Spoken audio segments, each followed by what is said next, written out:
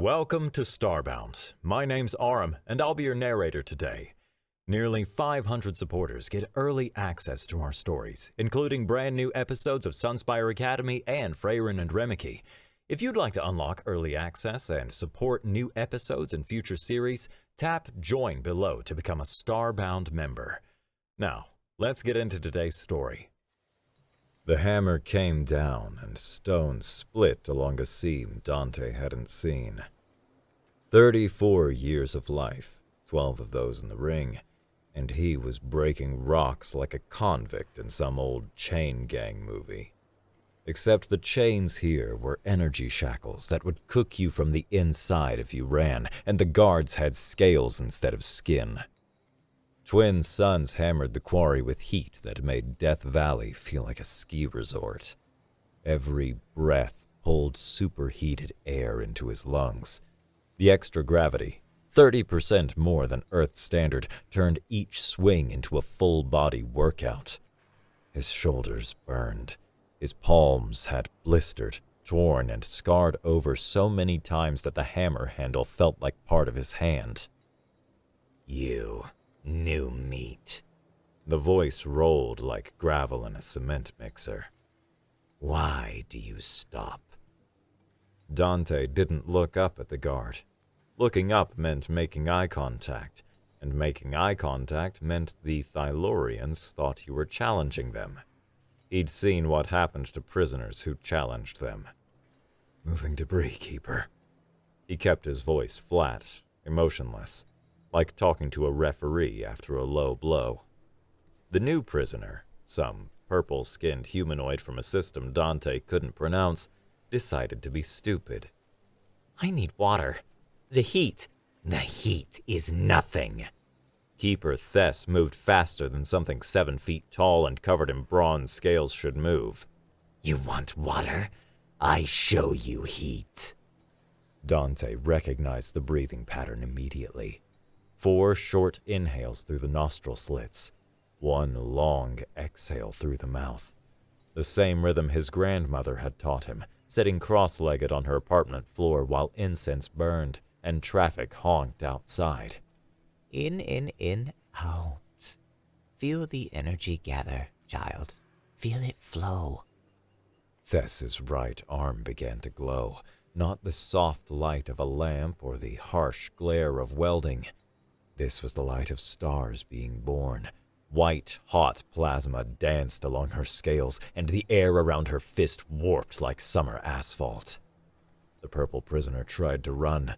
The shackles activated, dropping him to his knees with electricity coursing through his nervous system. He screamed, high and thin. Thess's fist connected with his chest. The sound came first. A wet crunch like stepping on a snail, amplified through a speaker. Then the light, so bright Dante's eyes watered even looking away. When he could see again, the prisoner's torso had caved inward. Ribs fused into glass. Organs flash-cooked into carbon. Steam rose from the corpse. "Heat," Thess said, shaking molten droplets from her knuckles. "Back to work." The other prisoners returned to their hammers. The corpse would stay there until the end of the shift, a reminder. Dante swung his hammer and counted combinations in his head. Jab, cross hook, slip left, uppercut. The rhythm kept him sane. The rhythm, and watching how Thess had breathed. Evening came like a fever breaking. The suns dipped below the horizon, and the temperature dropped 40 degrees in minutes. Dante's work crew shuffled through the gates, past the checkpoint where guards counted heads and checked shackles. 30 prisoners had started the shift. 29 returned. The communal cell was a cave carved from the same red stone they broke all day. No bars. The energy field across the entrance would fry anyone who touched it. Moisture collectors along the walls dripped precious water into a central tank. 1 cup per prisoner per day. Fair and measured. Just enough to keep you alive, never enough to stop the constant thirst. Dante found his usual spot against the back wall. Yarick was already there, all arms folded in a gesture that meant annoyance among his people. The Morvani's silicone-based skin caught the dim light like quartz. "The new one lasted 3 hours," Yarick said. His voice had a chime to it. Could have kept his mouth shut. Dante accepted his water ration from the automated dispenser. The cup was exactly 237 milliliters. He'd measured it with the marks on his fingers. Could have, yes. Statistical likelihood when factoring in panic response and dehydration, near 0. Yarick's primary eyes focused on something across the cell. The young Altarian shows signs of advanced heat exhaustion. Dante followed his gaze. Ko huddled in a corner, his insectoid frame trembling. The kid, though who knew how old he actually was, had arrived 2 weeks ago. His species had natural electromagnetic sensitivity, which made the energy shackles pure agony. "He won't last another day," Yarick observed. Dante looked at his water cup. 237 milliliters. His throat screamed for every drop. In the ring, between rounds, his cornerman would squeeze water into his mouth while he sat on the stool, breathing hard, listening to instructions he already knew. "Keep your hands up. Work the body. He's dropping his left after the jab." He crossed the cell and crouched beside Ko. Up close, the kid's eyes had gone dull, and his breathing came in short chirps. "Hey." Dante kept his voice low. Guards monitored everything, but they didn't care about prisoner interactions unless violence broke out. "You need to regulate your internal temperature." Ko's head turned slightly. "Cannot process the heat." "Sure you can." Dante held out his cup. "But first, drink." "That is yours." "I've had worse days." Truth. The worst had been in Tucson, making weight for a fight he shouldn't have taken. Dropped 15 pounds in 2 weeks. Spent the last 3 days before weigh-in spitting into a cup because his body had no water left to sweat. Still knocked the other guy out in the 7th. Ko took the cup with trembling appendages and drank in small sips. His natural courtesy fought with desperate thirst. "Now," Dante said, settling into a cross-legged position. "You're going to breathe with me. 4 short, 1 long. Like this." He demonstrated the pattern, the same one Thess had used, the same one his grandmother had shown him. In, out. Ko mimicked him, his spiracles fluttering. "Feel the air moving through you," Dante continued. "Not fighting the heat, moving with it. The energy has to go somewhere, so you let it flow through instead of letting it build up."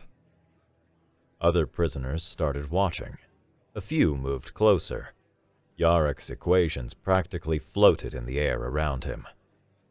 "Probability of guards noticing this gathering, increasing by approximately 4% per minute," he said.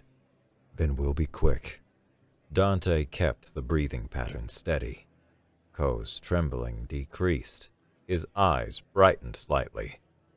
"See? You're not fighting anymore. You're flowing." A Borrelian with mottled green skin spoke up. "This is some human meditation thing." Something like that. Dante thought of his grandmother's apartment, the smell of jasmine tea, her weathered hands guiding his posture. She'd died while he was in county lockup, waiting for trial after the ring death. He'd missed the funeral. Works for anyone with lungs, or spiracles, or whatever you breathe through. "The guards use similar pattern," someone said from the back. "Before the strike." Everyone went quiet. The stellar strike was death made manifest, proof of Thyllorian superiority. They alone could channel the universe's fundamental forces through their bodies. Other species who attempted it died in agony, cells rupturing from radiation they couldn't process. Yeah, Dante said carefully. They do. 3 weeks passed in hammer swings and careful breathing. Dante taught the exercises each night, always watching for guards, always ready to make it look like idle conversation. Ko recovered and became his most dedicated student. The kid had a natural feel for energy flow, probably the electromagnetic sensitivity. During the day, Dante studied Tess when she wasn't looking. The breathing pattern never varied. 4 short, 1 long. But there was more to it. The way she planted her feet, the micro-movements in her shoulders before the energy manifested, the fractional pause between the final exhale and the strike itself. He practiced at night when others slept, going through the motions without the final release. Just breathing and stance and the visualization his grandmother had taught. See the energy as light, child. White light from your center, flowing up through your chest, down your arm. His knuckles split from striking stone all day. They bled sluggishly in the dry air. When he made a fist, he could feel the bones shifting under scarred skin. Hands that had killed a man in the ring, even if he hadn't meant to. Martinez had gone down in the 10th round and never got up. Brain bleed. Dante remembered the exact punch. A counter right that landed too clean, too hard, right on the temple. The commission had cleared him. The promoters had wanted him to fight again. Great publicity, they'd said. The killer in the ring will make millions. He'd walked away instead, bought a small cargo ship with his savings, figured he'd haul freight between systems until he figured out what came next. Then the Thyllorians had expanded their territory, and his ship had been in the wrong place at the wrong time. Now he broke rocks and taught breathing to aliens, and wondered if Martinez had seen light like Thess's fist before the darkness came. One night, something different happened. Dante woke to find his hands glowing, faint, barely visible, like foxfire in a dark forest. The light pulsed with his heartbeat. He clenched his fists, and it died, leaving only after-images. Yarrick sat up across the cell, his eyes reflected in the darkness. Probability of that being what I think it was, disturbingly high, he said quietly. Just a trick of the light. Dante flexed his fingers. They felt normal, scarred and aching, but normal. I have excellent night vision. That was stellar radiation, albeit at minimal levels.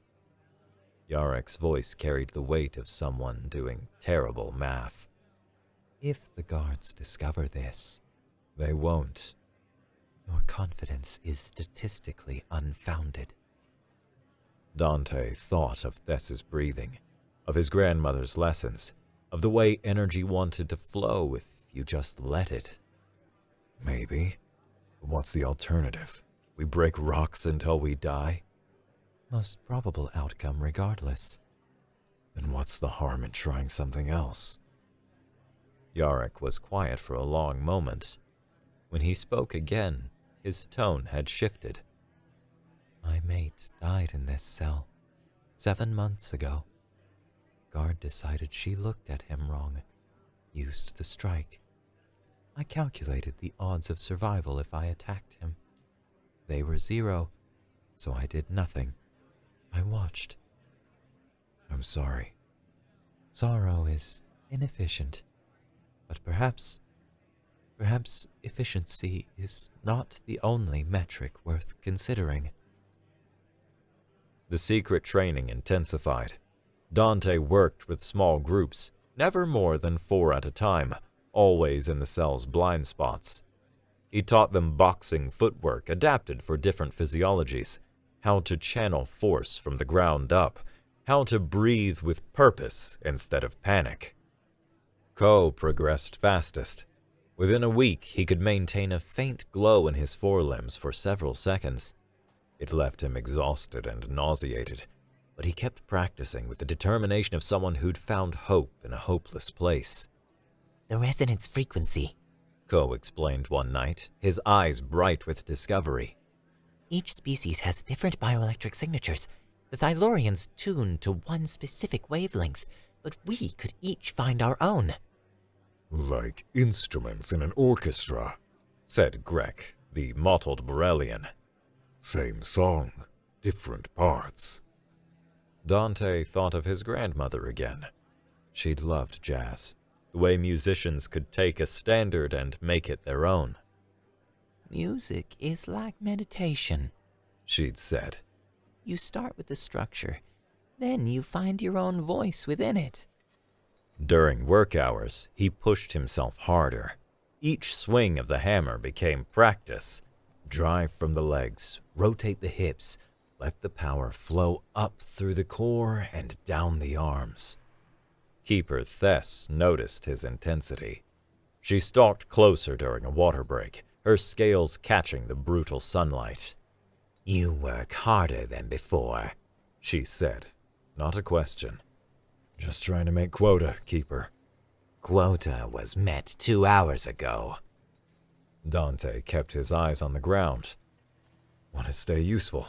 Useful prisoners live longer. She made a sound that might have been amusement. Useful, yes. Tell me, human, what use is cargo pilot in quarry? I'm learning. Learning. She stepped closer. He could smell the ozone scent of recent strike use. She'd killed another prisoner that morning for working too slowly. And what do you learn from breaking stone? That you breathe just like my grandmother. That your power isn't divine, just flowing energy patterns. That humans might be better at this than you are. I learned this stone breaks if you hit it right, he said. This time she definitely laughed, a sound like grinding gears. Yes, everything breaks if you hit it right. Remember that, human. She walked away, but Dante caught her looking back once, watching, evaluating. That night, he warned the others to be more careful, but Ko was drunk on progress, pushing harder each session. The kid's forelimbs could hold a steady glow for almost a minute now. The effort left him shaking and bloody from burst capillaries, but he wouldn't stop. I can feel it, Ko whispered, his voice reverent. The quantum foam, the stellar winds, the fundamental forces. It's all there, waiting to be shaped. Ease up, Dante cautioned. You're going to burn yourself out. Better to burn than waste away.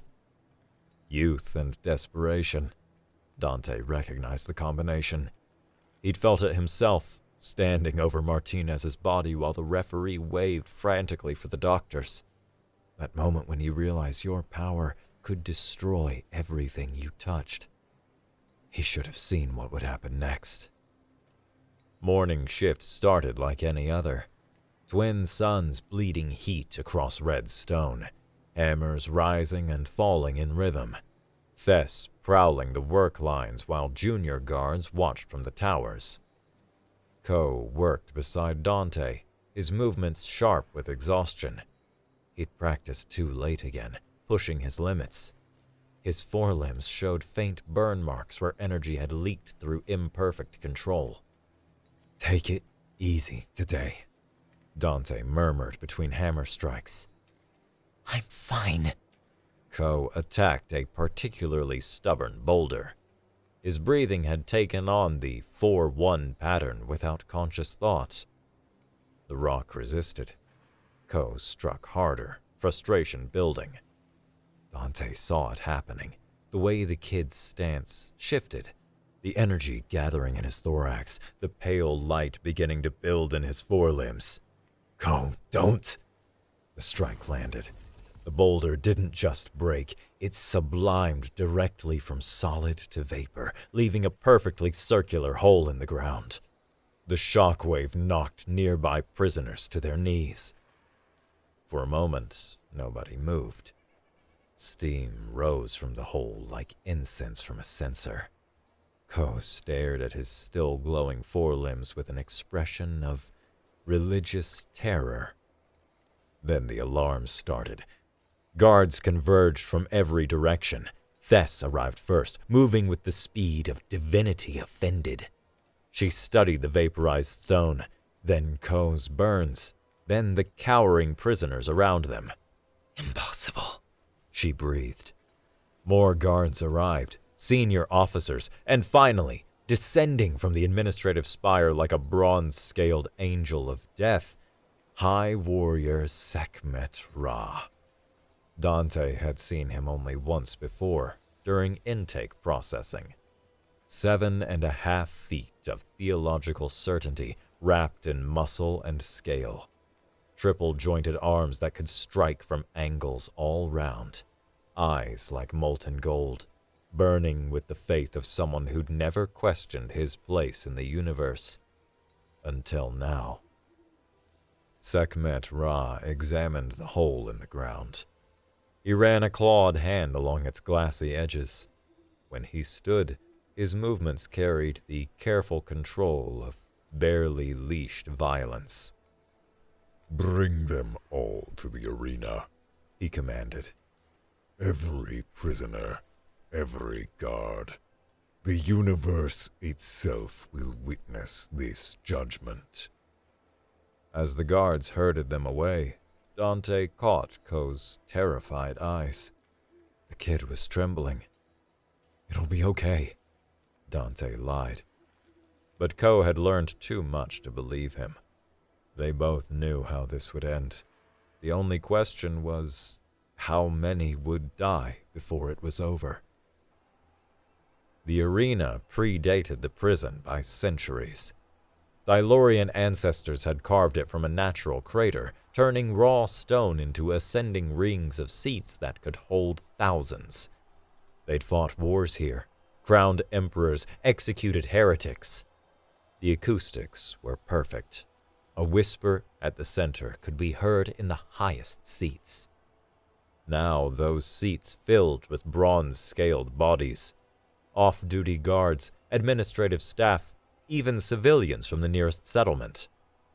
Word of the impossibility had spread like plasma fire. A lesser species channeling the divine strike. It threatened everything they believed about their place in the cosmic order. The prisoners huddled at ground level, energy shackles cranked to maximum. Dante stood near Ko, trying to project calm he didn't feel. The kid's eyes darted everywhere, looking for escape routes that didn't exist. High Warrior Sekhmet Ra stood at the arena center, his voice carrying to every ear without amplification. "We are here to address blasphemy," he began. "The stellar strike is proof of Thylorian divinity. We alone can channel the universe's fundamental forces. This is not technique, not skill. It is birthright, written in our very atoms by the cosmos itself." Murmurs of agreement from the crowd, religious fervor building like static before a storm. "Yet, today," Sekhmet Ra continued, "we see impossibility, a lesser being wielding divine power. This cannot be, will not be. The universe does not make mistakes." He turned to the prisoners. Who taught this blasphemy? Silence. Even the wind seemed to hold its breath. The guards grabbed Ko, dragged him to the center beside Sekhmet Ra. The kid tried to stay silent, but when they started breaking his limbs, methodical, joints bending backwards with wet pops, he screamed, "Stop!" Dante stepped forward before his brain could override his mouth. "I taught him!" Every eye in the arena found him. The weight of their attention felt like gravity increasing, trying to drive him to his knees. Sekhmet Ra studied him with the focus of a collector examining a new specimen. You, human, you claim to understand the strike. I understand breathing. I understand energy flow. I understand that power follows patterns, and patterns can be learned. Heresy. But Sekhmet Ra sounded more fascinated than angry. Show me. Can't. Takes stellar radiation to manifest. Humans don't generate enough naturally. Then how did you teach others? Meditation. Visualization. The same breathing pattern your people use. Dante met those molten gold eyes. 4 short, 1 long. Build the energy on the inhale, shape it on the exhale. My grandmother taught me when I was 7. Called it moving meditation. The crowd's murmur turned ugly. Comparing divine technique to human superstition was worse than blasphemy. It was mockery.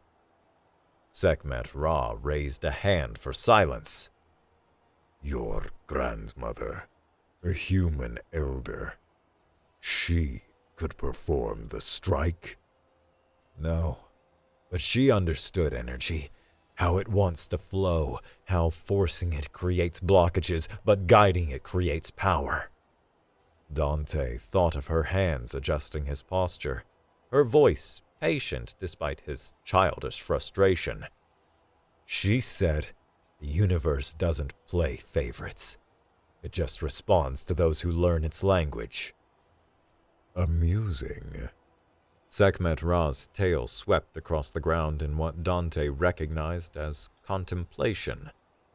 You speak of universality while standing in chains. You claim understanding while your species cowers in the dirt. If your philosophy held truth, where is your power? Developing. Developing. The High Warrior tasted the word. Then, let us accelerate your development. Guard, bring the healing salts. A junior guard scurried forward with a crystal container. Sekhmet Ra poured the contents over Ko's broken limbs. The kid convulsed as bones reset themselves, tissue re-knitting at agonizing speed. Within minutes, he could stand again, though he swayed like a drunk. There, Sekhmet Ra said. No excuse of injury. Show us this development. Make your student demonstrate again. Ko looked at Dante with desperate eyes. He's nowhere near stable enough for another attempt. He'd burn himself out, maybe literally. He needs rest, Dante said. The technique requires now. One word, but it carried the weight of divine command. Ko began the breathing pattern, his forelimbs trembling. Light flickered, weak, unstable. He pushed harder, eyes squeezing shut with effort. The light died. Ko collapsed, ichor running from his spiracles. As expected, Sekhmet Ra pronounced. Fluke. Accident. The universe correcting itself. He turned to the crowd. You see, without true divinity, the power fails. Order is restored. But the crowd wasn't cheering. They'd seen Ko channel stellar radiation, however briefly. They'd seen impossibility with their own eyes. Doubt, once seated, grew like cancer. Unless, Sekhmet Ra continued, his voice taking on a different quality. the human wishes to dispute this conclusion. Perhaps he believes his meditation can stand against true divine power. Dante understood. This was theater now. Sekhmet Ra needed to destroy the heresy publicly, completely. And Dante had just volunteered to be the object lesson. Judgment of truth! Someone called from the crowd. Others took up the chant. Ancient ritual, trial by combat. Let the universe itself decide who was right. Sekhmet Ra smiled, showing teeth like industrial diamonds. Yes, judgment of truth. Human, do you accept, or do you admit your teachings are lies? Dante looked at Ko, broken on the ground. At Yarick, calculating odds that came up 0. At the other prisoners, who'd risked everything to learn what he taught. They'd all die anyway. Might as well make it mean something. I accept. 3 days. Thylorian law demanded 3 days between challenge and combat. Time for the gods to speak through dreams, for the accused to prepare their soul, for word to spread and witnesses to gather. They moved Dante to an isolation cell, a smooth-walled sphere carved from a single piece of stone. No corners to hide in, no shadows for comfort. Just him and the curved walls and the knowledge of what was coming. But they fed him. Real food, not the nutrient paste prisoners usually got. Meat and vegetables and actual water, as much as he could drink. The combat had to be fair, the law said. The universe wouldn't accept a rigged judgment. Dante ate mechanically and practiced his forms. Shadowboxing in the sphere was awkward. The curved floor threw off his footwork, but he adapted, the way he always had. Jab, crosshook against opponents who weren't there. Slip and weave against punches that existed only in memory. He meditated too, sat in the center of the sphere and breathed the pattern. 4 short, 1 long. Built the energy and let it dissipate, over and over. His hands grew warm. Sometimes, in the darkness between sleep and waking, they glowed faintly. Each time lasted a little longer. Each time hurt a little more. On the 2nd day, Keeper Thess visited. The door Iris opened and she entered, having to duck her head in the confined space. She carried a water jug and something wrapped in cloth. "Drink," she said, pouring water into a cup. Dante drank. The water tasted of minerals. "Why?" he asked. "Orders. You must be healthy for judgment." She paused. "High Warrior Sekhmet Ra has never lost. 17 judgments, all dead within minutes." "Good to know." She unwrapped the cloth, revealing a small data pad. "His combat footage. Study it if you wish. Learn how you will die." Dante understood. This wasn't cruelty. This was her way of helping while maintaining plausible loyalty. He took the pad. "Thank you." "Don't thank me, human. I enforce order. Nothing more." But she paused at the door. "He favors spinning strikes in the 3rd engagement. He drops his left shoulder fractionally before he commits. Meaningless information against divine power, of course." Of course. She left. Dante watched the footage until his eyes burned. Sekhmet Ra was everything a heavyweight champion should be. Power, speed, technique, and the confidence of someone who'd never met an equal. His triple-jointed arms created little chance for blocking. His tail added a fifth limb to track, and when he used the stellar strike, Dante rewound one segment 17 times. A judgment from 3 years ago. Some four-armed species that refused to yield mining rights. Sekhmet Ra had toyed with them for 6 minutes, breaking them down piece by piece.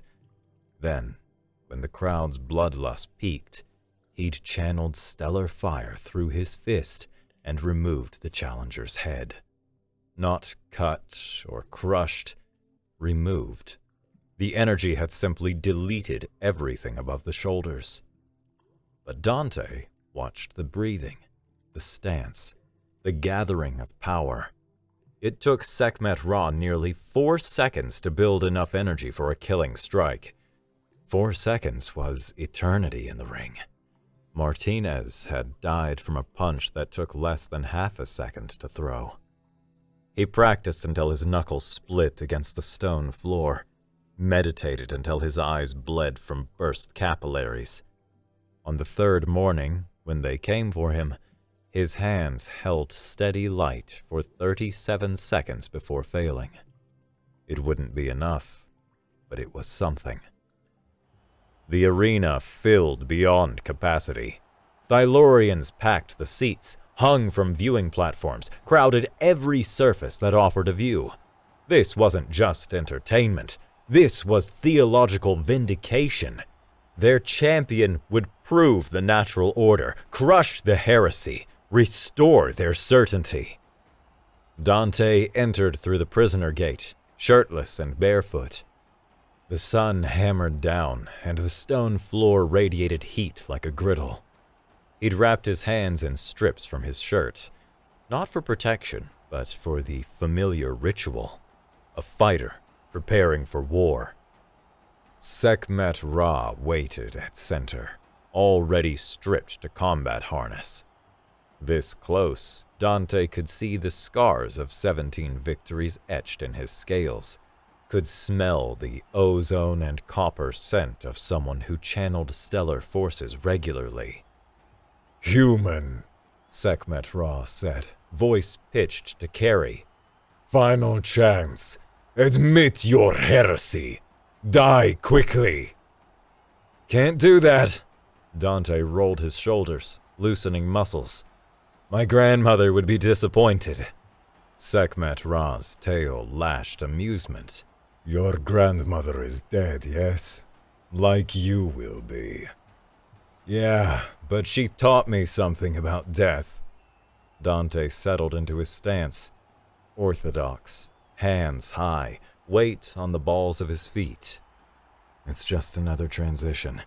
Energy changing form. The universe recycling itself. Philosophy from a corpse. Sekhmet Ra took his own stance, and Dante's heart sank. It was perfect. Economical.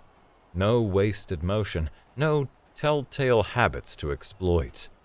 Let us begin your transition. Trial by combat had rules. First blood before the strike could be used. Victory by death or submission. No weapons save what the gods gave you at birth. The universe watching through 10,000 eyes. A harmonic tone signaled the start. Sekhmet Ra didn't rush. Champions never did. He stalked forward, each step calculated, forcing Dante to give ground or engage. When Dante circled left, the tail swept right, cutting off angles. When he feinted forward, triple-jointed arms tracked his movement with disturbing fluidity. Testing, measuring, learning. Dante threw a probing jab. Sekhmet Ra leaned back exactly far enough. No more. The counter came from an impossible angle, left arm bending backward at the elbow to hook around Dante's guard. He rolled with it, but the claws opened 3 lines across his ribs. First blood. The crowd roared approval. Sekhmet Ra's fist began to glow. Dante had 4 seconds. He spent 1 recognizing the breathing pattern, another calculating distance, a third diving left as stellar fire scorched the air where he'd been. The heat washed over him like an open furnace. Stone cracked and fused where the strike landed. Quick, Sekhmet Ra noted. for a human. He pressed forward, mixing normal strikes with feints of the strike. Dante gave ground, reading the rhythm. Left hook, block, tail sweep, jump, right across from that impossible angle, slip inside and... His uppercut caught Sekhmet Ra under the jaw. Not clean, the angle was wrong, but it snapped the Thylorian's head back. For one moment, those golden eyes showed surprise. Then the beating began. Sekhmet Ra stopped playing. His fists became hammers, his tail a whip, his entire body a weapon designed by evolution to break lesser beings. Dante's boxing was good, but this wasn't boxing. This was survival against a force of nature. A spinning back fist shattered his orbital bone. The tail sweep put him on his back, ribs creaking. He rolled aside as a foot stomped where his head had been, leaving spiderweb cracks in stone. Came up swinging, landed a hook to what might have been a kidney, took an elbow to the temple that made the world strobe. The crowd's cheers took on a different quality. They'd expected quick execution. This was something else. The human kept getting up, kept fighting. His face was mush, his torso a map of bruises and cuts, but he kept fighting. Why? Sekhmet Ra grabbed Dante's throat, lifting him one-handed. You cannot win, cannot survive. Why continue? Dante spat blood, grinned with broken teeth. My trainer used to say, it ain't about winning. He drove both thumbs into Sekhmet Ra's eyes. The Thylorian roared, dropped him. Dante landed badly, left ankle rolling, but he stayed up, stayed in stance. It's about how much you can take and keep moving forward. Then take this! The full strike. No feint, no setup. Sekhmet Ra breathed the pattern and channeled stellar fusion through his entire body. Light erupted from every scale, turning him into a miniature sun. The crowd shielded their eyes. The air itself ionized, lightning crackling between his fists. 4 seconds to build that much power. Dante spent them breathing. 4 short, 1 long. Feeling the energy flow his grandmother had taught him. The patterns in his cells responding to stellar radiation flooding the arena. His hands began to glow, not with stolen power, but with something uniquely human. Sekhmet Ra struck, a haymaker right that could shatter mountains. Dante met it with a cross counter. The collision created a sphere of light visible from orbit. Thunder rolled across the desert. The arena floor cracked in a perfect circle around them. When the light faded, when the crowd could see again, they witnessed impossibility. Sekhmet Ra's arm ended at the elbow. The rest had been deleted, cauterized to glass. But that wasn't what created the silence. It was the hole through his chest. Perfect, cylindrical, edges fused smooth. Through it, they could see Dante standing on the other side. Dante's right arm was gone to the elbow too. The stump glowed with heat that didn't burn, transformed into something between flesh and stellar matter. He swayed, but remained standing as Sekhmet Ra fell forward. The High Warrior's golden eyes found Dante's. In them was pain, confusion, and something that might have been respect. Your grandmother, he whispered. she knew. Yeah, Dante knelt beside him, cradling the massive head with his remaining hand. She knew energy doesn't care about species. Just understanding. Sekhmet Ra died with something like peace on his face. For heartbeats that lasted hours, nothing moved. The theological implications crashed through 10,000 minds at once. A human had channeled the strike, had improved on it, had killed their greatest warrior not through luck or trickery, but through superior understanding of divine power. If humans could do this, what else were the Thylorians wrong about? The first guard to move got 5 steps before prisoners mobbed him. Ko, healed but not broken, led the charge. Yarrick followed, all fists swinging with calculated fury. The arena erupted. Dante tried to stand, to help, but his body finally reached its limit. He'd channel forces meant for stars, and the price came due. Blood poured from his nose, his ears, his eyes. The world tilted sideways. Strong arms caught him. 4 of them. Probability of successful escape during riot, 17%, Yarrick said, already moving toward a maintenance tunnel. Probability if we don't leave immediately, 0. The others will do what they must, as will we. Keeper Thess appeared at a junction, blocking their path. Her fist already glowed with stellar fire. For a moment, Dante thought it would end there. Then she stepped aside. Maintenance tunnel leads to motor pool, she said. Automated transport in Bay 3. Security will be disabled for exactly 2 minutes. Why? Yarrick asked. She looked at Dante's transformed arm, at the impossible thing he'd become. Because the universe just spoke. I would be foolish not to listen. They ran. Behind them, the arena burned with revolution and revelation. Guards fell to prisoners who'd found their own frequencies, their own paths to power. The Thylorian Empire's certainty cracked like stone under hammers. Dante faded in and out during the escape, desert rolling past, Yarrick's voice calculating odds, the transport engine's harmonics matching his grandmother's breathing pattern. 4 short, 1 long.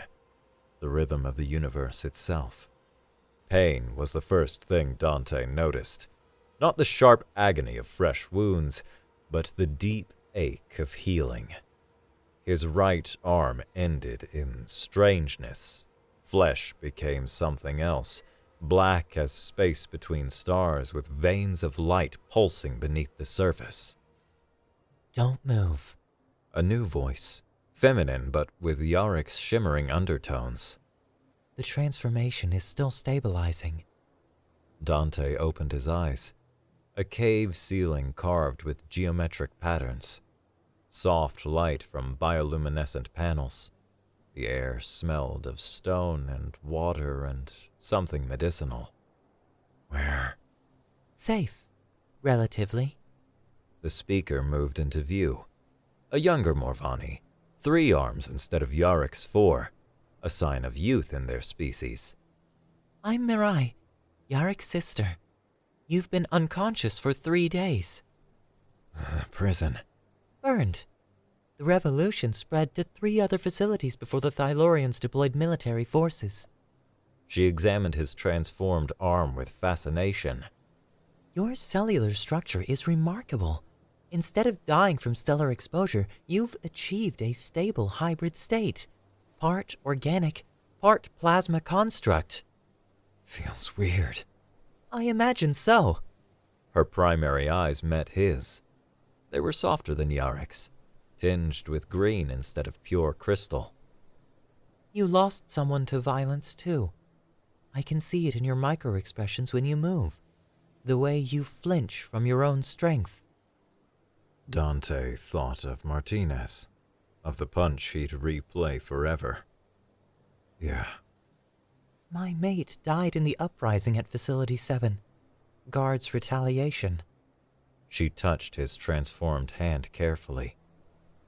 I used to believe violence only created more violence, but watching you fight, violence with purpose, with understanding, perhaps that's different.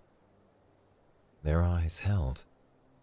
In that moment, two people who'd lost everything found something worth preserving.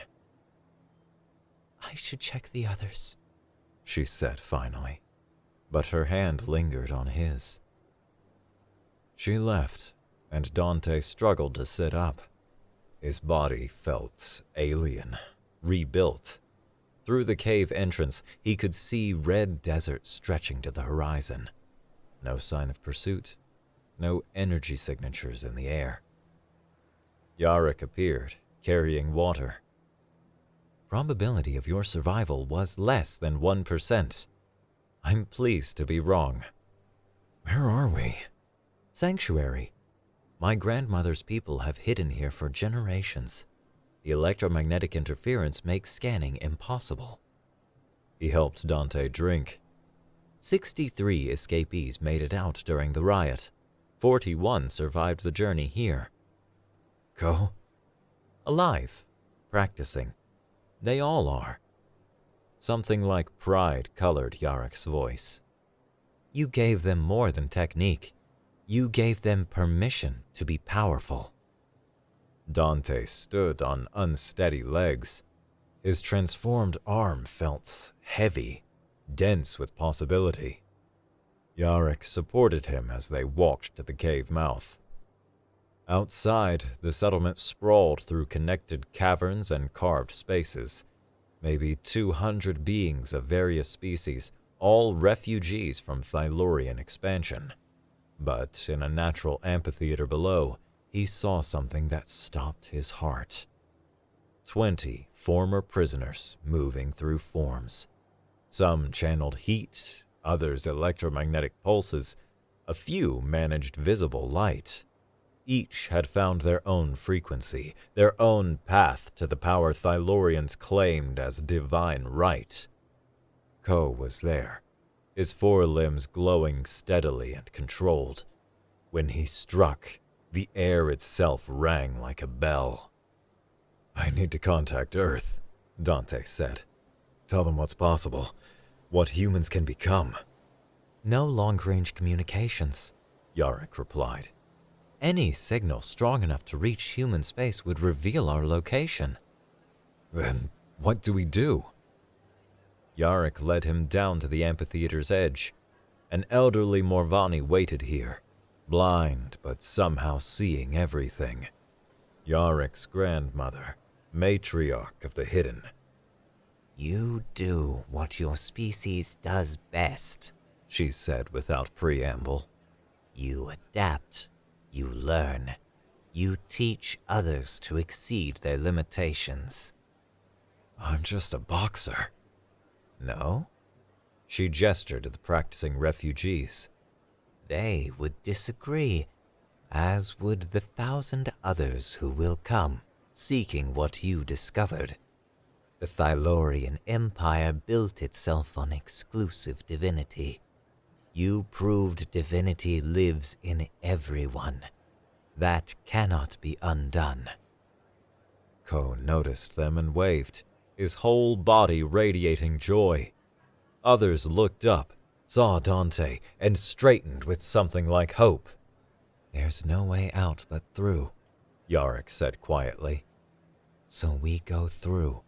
We train, we grow, we prepare for the war that's coming, whether we want it or not. Dante watched the students, his students, pushing beyond what they thought possible. Remembered his grandmother's words. The universe doesn't play favorites. It just responds to those who learn its language. He'd learned that language in violence and loss. Now, maybe he could teach it in hope and strength. All right, he said. Let's get to work. As the twin suns set over the desert, 21 voices counted out breathing patterns. 4 short, 1 long. The rhythm of stars being born, of impossible things becoming real, of humanity finding its place among the divine. The revolution had begun with a single punch. It would end when every being in the galaxy understood what Dante's grandmother had always known.